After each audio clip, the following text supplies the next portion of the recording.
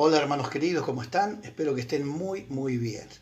Bueno, hoy vamos a compartir una palabra muy linda, muy profunda, una palabra que realmente el Señor nos ha hablado. Es el quebrantamiento. ¿Qué es el quebrantamiento y por qué necesitamos ser quebrantados? Eso vamos a verlo en este estudio bíblico. En primer lugar, quebrantar significa romper algo o separar con violencia. Fíjese en la acepción, ¿no? Separar con violencia. ¿Y por qué es necesario ser quebrantado?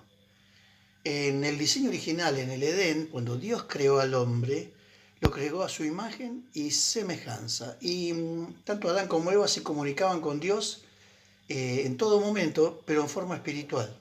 ¿Por qué? Porque Dios es espíritu y la forma en que tiene uno de comunicarse es en espíritu. ¿eh? Por eso la palabra dice que a Él lo adoramos en espíritu y en verdad. Entonces es necesario analizar el diseño original con el cual Dios nos creó. Eh, ¿Qué pasó con el pecado en ese momento? Ese diseño original que venía preparado por Dios se tergiversó, se cambió. Eh, el pecado cambió todo, el diseño original. Nosotros en un comienzo girábamos con Cristo alrededor de Cristo. Cuando vino el pecado, empezamos a girar sobre nuestro propio eje y nuestra alma empezó a crecer y nuestro espíritu empezó a menguar. Y ese fue el gran problema. Cristo vino para restaurar el diseño original de Dios. ¿Y cuál es ese diseño original de Dios? Hay un versículo que lo queremos compartir con ustedes. Está en Primera de Tesalonicenses 5:23. Recuerden que siempre analizamos a veces cada palabra de los versículos porque cada palabra es increíble las enseñanzas que nos dejan.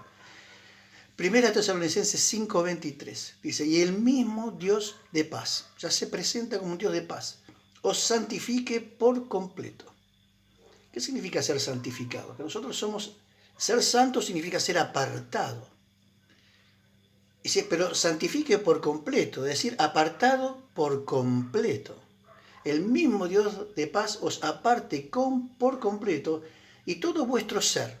Fíjese, acá viene el diseño original que Dios dio para el ser humano, cómo lo inventó, cómo lo creó. Y todo vuestro ser, toda nuestra esencia, espíritu primero, alma y cuerpo, sea guardado irreprensible para la venida de nuestro Señor Jesucristo. Así es el diseño original, espíritu, alma y cuerpo. Habla de un ser con tres características, de espíritu, alma y cuerpo. ¿Qué pasó después del pecado, después de que se rompió ese diseño original?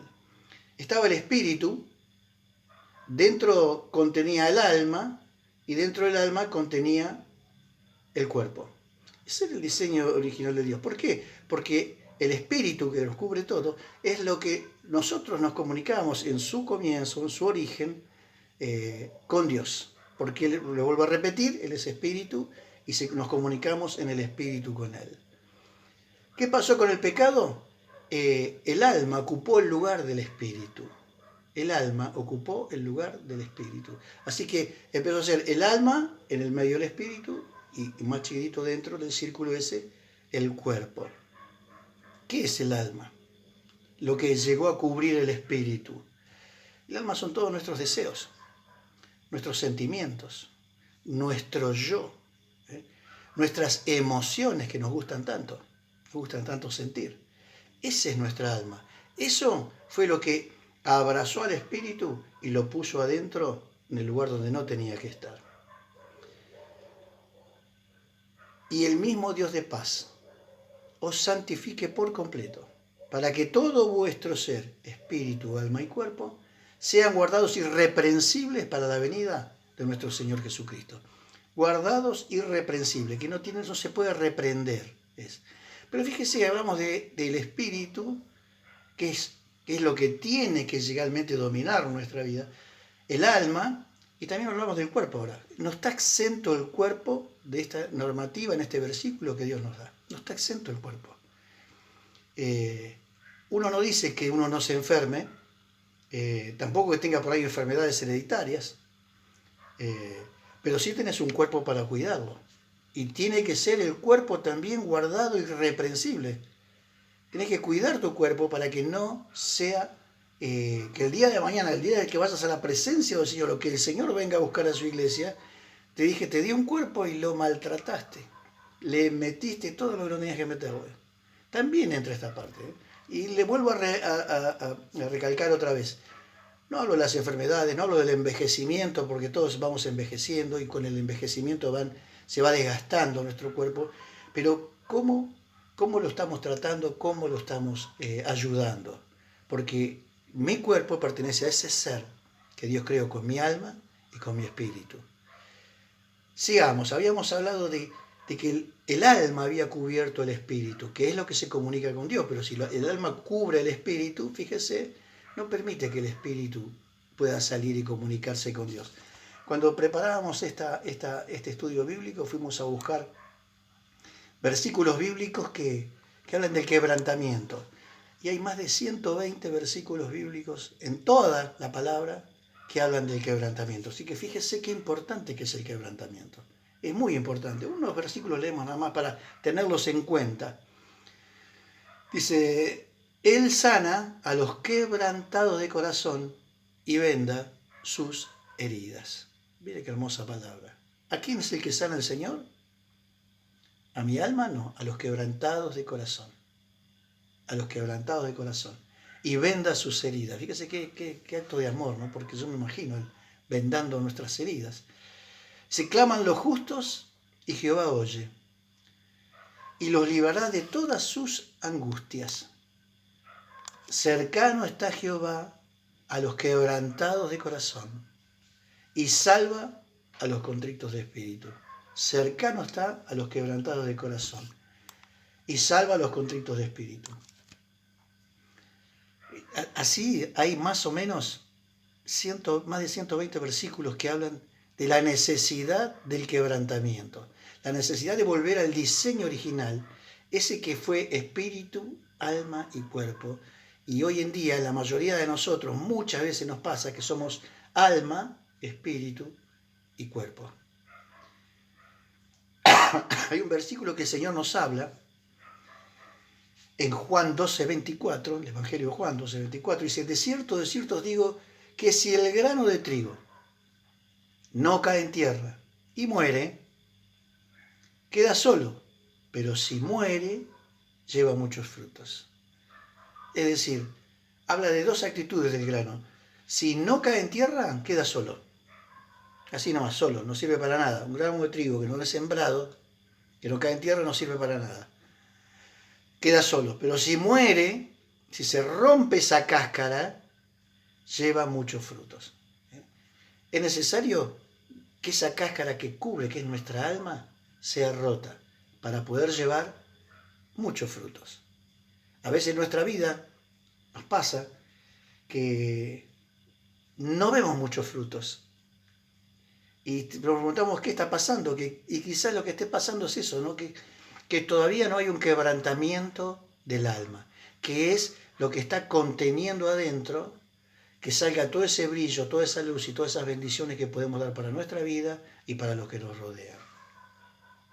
La misma cáscara que cubre el grano de trigo y no lo deja ser una planta, ese mismo grano es la que le impide que cuando muere el grano, se rompe y crezca, lleva muchísimos frutos. Una planta de trigo. La misma cáscara representa nuestra alma. Es así, la misma cáscara, por algo lo dio el Señor y dio este ejemplo. La misma cáscara representa nuestra alma. Siempre el Señor, hablando de estos mensajes, de querer llevarnos al diseño original. Al diseño original. No el alma, sino el espíritu, conteniendo el alma y el cuerpo.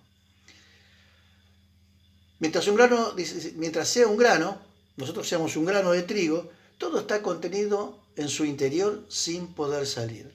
Es decir, cuántas cosas habrá dentro nuestro, cuántas bendiciones, cuánta luz habrá dentro nuestro mientras nosotros estemos llevándonos por los deseos del alma, los sentimientos, las emociones. ¿Cuántas cosas debe haber? Porque el alma está conteniendo nuestro espíritu. ¿Cuántas cosas? No sabemos lo que puede haber dentro de nosotros, la luz que puede salir, la bendición que podemos llegar a tener y la bendición que podemos llegar a ser, siempre para el resto, ¿no? Solo cuando la cáscara se rompe puede liberar todo el poder que contiene, que es la misma vida de Cristo en nosotros. Nosotros, ¿se acuerdan? En un principio habíamos dicho que fuimos creados para girar alrededor de Cristo. De pronto el pecado nos hizo corrernos de ese eje y empezamos a girar alrededor nuestro. Empezamos a girar alrededor nuestro. Romper esta cáscara, romper, ser quebrantados, es volver al eje. Es que la misma vida de Cristo sea forjada en nosotros. Por eso el Señor habla tantos ejemplos y tantas veces habla del quebrantamiento. Hay un Salmo 51, 16 y 17 que dice: ¿por qué no te deleitas en los sacrificios? Dice el salmista. Le está diciendo Dios, no te deleitas en los sacrificios. Y me hace pensar que a veces llevamos una vida cristiana, lejos de lo que es vivir una vida en Cristo. Llevamos rutinas cristianas, costumbres cristianas, que no es vivir una vida en Cristo. Y el salmista acá lo dice, ¿no? En dos oportunidades dice, porque no te deleitas en sacrificio, le dice. De lo contrario yo lo ofrecería. Si vos te deleitaras en todo lo que yo puedo hacer en mi vida, con el vecino, en la iglesia, si vos te deleitaras en todo eso, yo lo podría hacer. No te agrada ese tipo de holocausto, dice el salmista. Los sacrificios que le agradan a Dios son el espíritu contrito y el corazón contrito y humillado no despreciarás. ¿Qué es lo que le agrada al Señor? El corazón contrito y humillado. Una de las acepciones que tiene la palabra contrito es humilde, quebrantado y arrepentido. Fíjese qué maravilla que es este versículo, qué hermoso, ¿no? Tenemos que meditar mucho sobre esto. Simplemente hacer una introspección sobre nuestra vida. Estamos siendo luz. Si bien el Señor le decía, muéstranos, si el Señor te dice hoy en día, mostrame tus frutos, ¿qué le vas a mostrar? Las almas que llevaste al Señor, ¿qué vas a mostrar?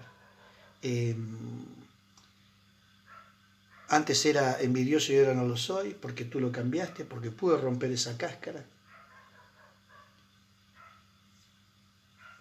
La bronca, el odio, las angustias, cuántas cosas que he podido superar en Cristo, que son los frutos, Presentémosle nuestros frutos. ¿Cuántos frutos tenemos para presentarle al Señor hoy? Por eso es necesario, hermanos, que meditemos sobre nuestra vida, todos nosotros meditemos sobre nuestra vida. ¿Cuáles son los frutos? ¿Cuáles son los frutos que presentamos?